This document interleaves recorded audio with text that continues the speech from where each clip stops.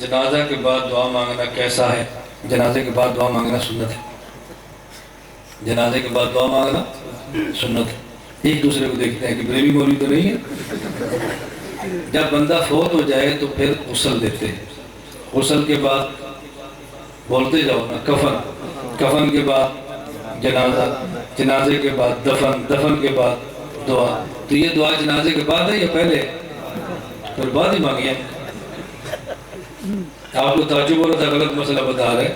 جنازے کے بعد دعا سنت ہے، جنازے کے بعد دعا، لیکن وہاں جہاں حضور نے مانگی ہے، وہاں نہیں جہاں پہ ہمارے لوگ مانگتے ہیں۔ آپ سمجھ آ گئی؟ جنازے کے بعد دعا سنت ہے کہ نہیں؟ میں اس لیے کہتا ہوں کہ ایسے مسئلے بتائیں کہ لڑائیاں نہ ہوں۔ آپ لڑائیوں والے مسئلے ڈالتے ہیں، ہم لڑائیاں نہیں ڈالتے، مسئلہ پورا بتاتے ہیں۔ میں نے جب طلب آئیں اپنے گاؤں میں جائیں، میں کہتا تو بیٹا اپنے گاؤں میں جاؤ تو یہ نہ کھا کرو کہ دعا کے جنازے کے بعد بدعت ہے، یہ کہا کرو سنت ہے۔ اس کے بعد پھر سمجھایا کہ اس کا مطلب کیا ہے۔ جب آپ نے کہا بدعت ہے، برادری تو لڑ پڑے گی، یہ نہ کہو۔ انہیں کہا کہ وہ جنازے کے بعد دعا، پھر سمجھاؤ بھی اس کا مطلب کیا ہے۔ پہلے میت کو غسل دینا ہے، پھر میت کو کفن دینا ہے، پھر میت پہ جنازہ پڑھنا ہے، پھر میت کو دفن کرنا ہے، پھر اس کے بعد دعا مانگنی ہے، پھر واپس آنا ہے۔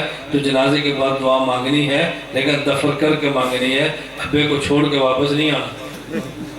کفن دے سکتے ہیں دیا، جنازہ پڑھ سکتے پڑھا ہے، قبر میں دفن کر سکتے کیا ہے۔ اب اندر تو جا نہیں سکتے نا، چلو اب ہم دعا کر دیتے اللہ دے والے۔ یہ ہے سنت طریقہ۔ اب سمجھ آ گئی آپ؟ ان تو شک نہیں رہ گیا نا، یہ چمکیلی ٹوپی لوگوں نے کہتا چہرے مولوی کے وجہ مسئلہ دستا ہے نماز سنے۔ ہمارے اوپر سب لوگوں کو شکایت ان کو جو ہمیں سنتے نہیں، آدھی بات سنتے ہماری پوری نہیں سنتے، پوری سنتے تو اعتراض ہی ختم ہو جائے۔ اہل بدعت کے پیچھے نماز پڑھنا کیسا ہے؟ اہل بدعت کے پیچھے نماز پڑھنا مکروہ تحریمی ہے۔ جو آپ نے پڑھی ہے اس کو دوبارہ پڑھ لیں، لٹائیں نمازوں کو۔ مماتی کے پیچھے نماز پڑھنا کیسا ہے؟ میں نے بتا دیا، اہل بدعت کے پیچھے نماز پڑھنا مکروہ تحریمی ہے، بتایا تو ہے آپ کو۔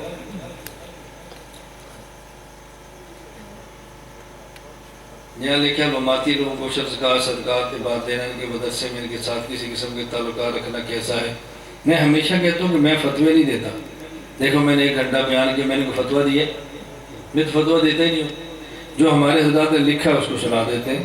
سنانا اور ہوتا ہے، فتویٰ دینا اور ہوتا ہے۔ حضرت مولانا یوسف الجانوی شہید رحمہ اللہ لکھا ہے کہ یہ گمراہ ہیں، ان کے پیچھے نماز نہیں ہوتی، ان کی تقریر سننا بھی ناجائز ہے، تعلقات بھی ناجائز ہے۔ تعلق ناجائز ہے تو عشر دینا کیسے ٹھیک ہوگا؟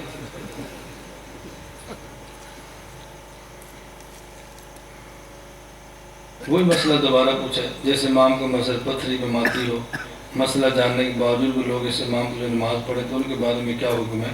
ہم ان کے بارے میں کچھ نہیں کہتے، وہ خود اپنے بارے میں سوچے کہ ہمیں کیا کرنا چاہیے، وہ خود سوچے کہ ہم نے کیا کرنا۔